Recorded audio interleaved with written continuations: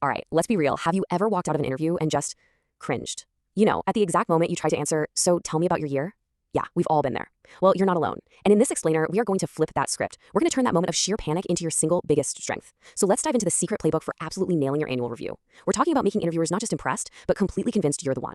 So does this whole scenario just sound painfully familiar? That feeling when the question hits and your mind just goes completely blank. Or maybe you do the opposite. You just talk for 10 minutes straight, but at the end you realize you didn't really say anything of value. Let's walk through a couple of classic, maybe a little too real scenarios. Okay, first up, we've got the classic busy trap. You know what I'm talking about. They ask about your achievements and you immediately start talking about your crazy packed schedule, all the late nights you pulled. I mean, it feels super true to you, right? You were busy. But here's the thing. To an interviewer, busy is just, it's a totally vague buzzword. It communicates effort, sure, but it says absolutely nothing about results. And then there's this one, the more is better fallacy. This is where you list every single tiny task you've ever done, thinking it's going to show off your amazing range. But here's a little reality check for you. HR managers, they scan resumes in seconds, literally seconds. That huge, long list of duties isn't getting studied, believe me. It's getting skimmed. They're on a mission, and they're searching for one thing, impact, not your job description. And then, oh boy, then there's the most frustrating outcome of all. You pour your heart out, you talk about all your dedication, your sacrifices, and what do you get back? Some super vague feedback like, you had weak energy. What does that even mean? And then, of course, comes the dreaded "we'll be in touch," which, let's be honest, is almost always code for "you'll never hear from us again." So what's the common thread here? What connects all these really painful moments? It all comes down to a really fundamental misunderstanding.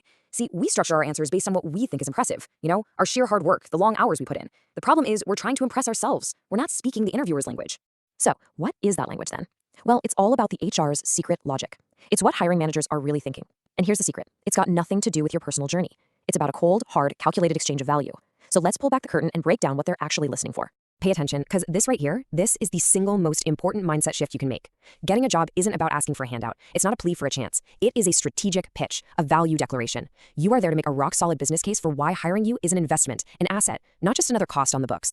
This is where it gets tricky. Our best intentions can get so easily twisted. You think you're saying, I work hard and pull all-nighters to show dedication. But what do they hear? Inefficient and has poor work-life balance. You say, I'm loyal and dedicated, and they might just be hearing low growth potential. You see, every single word you say is being filtered through this lens of risk versus return.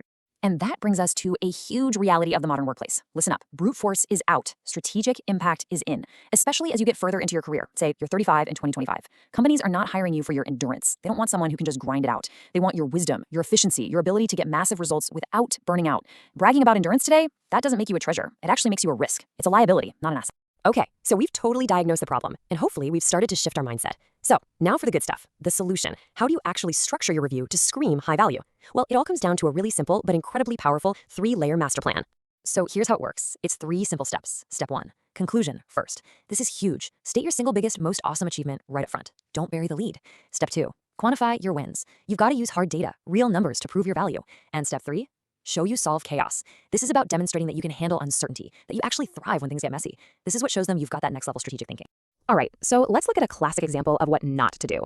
Saying something like, I optimized ad campaigns. I mean, it's not technically wrong, is it? But it's so weak. It tells the interviewer what you did, sure, but it gives them zero information on how well you did it, or more importantly, why it even mattered. It has absolutely zero impact. Okay, now look at this. This is the after. What a difference, right? Instead of that vague, I optimized campaigns, you hit them with this. I delivered $2 million in monthly revenue and drove a team gross margin between 40 and 50%. Whoa, see? That's not just a statement anymore. That is a track record. It's cold, hard, undeniable proof of the value you bring to the table. Okay, but let's talk about the elephant in the room. What about the parts of your story that aren't so perfect? I'm talking about career gaps, projects that failed, maybe even a layoff. These things are a huge source of anxiety for so many of us, right? Well, the key isn't to try and hide them. The secret is to reframe them. And that brings us to something I call the wrinkle theory. Think about it like this. A piece of furniture that's perfectly smooth and flawless, it's kind of generic, right? It's the unique textures, the little imperfections, the wrinkles, that actually give it character and a story.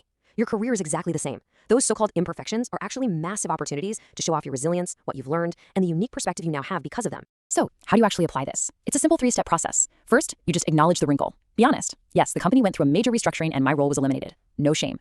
Step 2, extract the lesson.